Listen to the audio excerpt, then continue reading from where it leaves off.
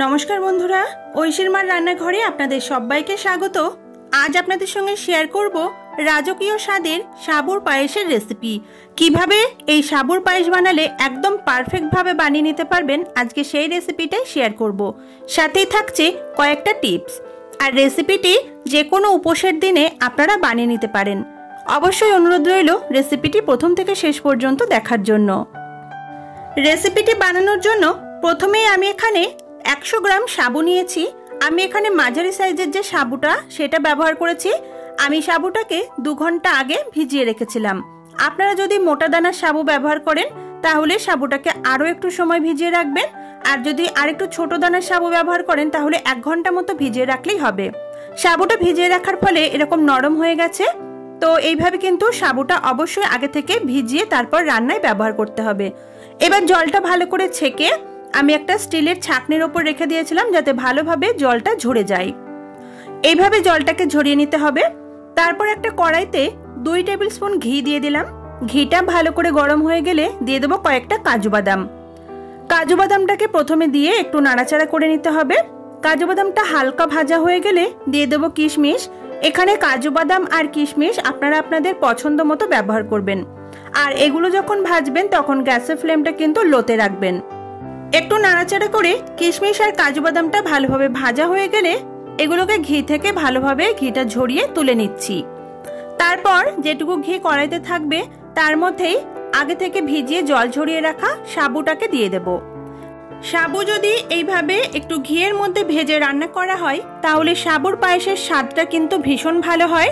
আর সাবুগুলোও কিন্তু প্রত্যেকটা দানা আলাদা আলাদা হয়, সেটা দেখতেও যেমন ভালো লাগে খেতেও কিন্তু তেমনই সুন্দর হয়। সাবুটাকে লো ফ্লেমে রেখে একটু নাড়াচাড়া করতে করতে ভেজে নিতে হবে। যখন দেখবেন সাবুটা এরকম একটু দলা পাকিয়ে আসবে আর সাবুর গায়ে হালকা লালচে কালার আসবে, তার মানে বুঝবেন সাবুটা কিন্তু ভাজা হয়ে যাবে। আর সাবুটা ভাজার সময় কিন্তু এরকম একটু দলা পাকিয়ে যাওয়ার সম্ভাবনাটা থাকবে, এতে কিন্তু কোনো অসুবিধা হবে না। সাবুটা ভাজা হয়ে গেছে, নামিয়ে রাখলাম।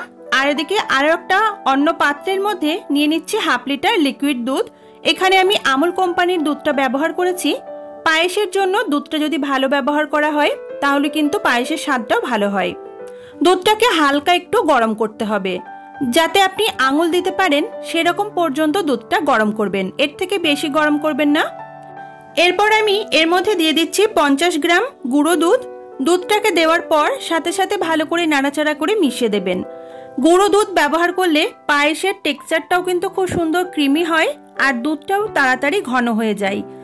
চাইলে আপনারা গুঁড়ো দুধটাকে বাদ দিয়ে লিকুইড দুধের পরিমাণ কিছুটা বাড়িয়ে নিয়ে দুধটা একটু ভালো করে ঘন করে নিতে পারেন।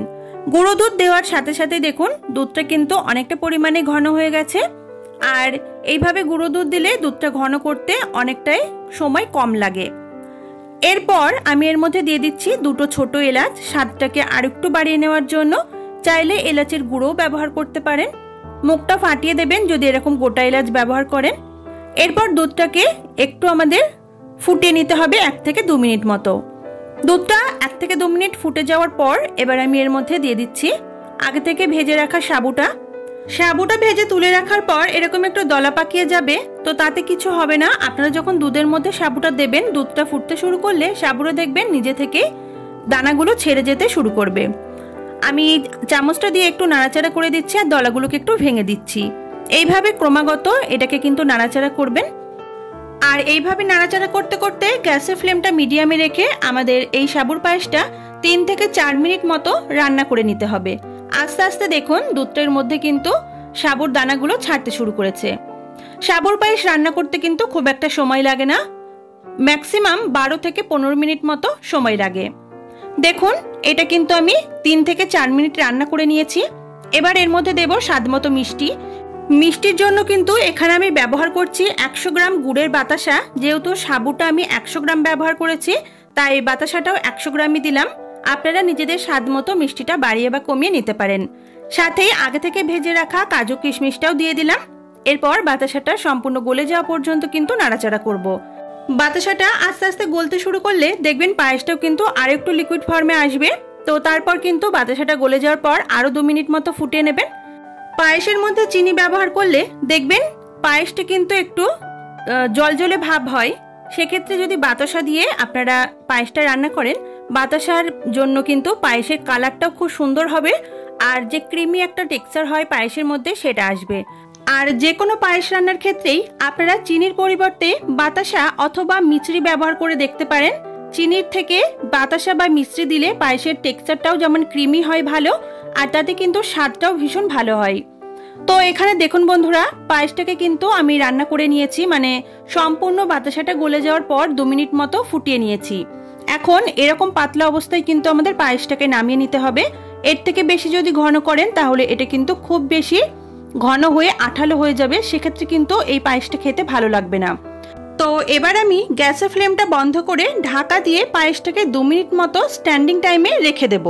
আপনারা এরকম গরম গরম অবস্থায় পায়েসটাকে খেতে পারেন, সব থেকে বেশি ভালো হয়। পায়েসটা যদি সম্পূর্ণ ঠান্ডা করে একটু ফ্রিজে রাখার পর পরিবেশন করেন তাতে কিন্তু আরও বেশি খেতে ভালো হয়। আশা করছি পায়েসের টেক্সচারটা দেখেই বুঝতে পারছেন যে এটা কতটা সুস্বাদু আর কতটা সুন্দর হয়েছে।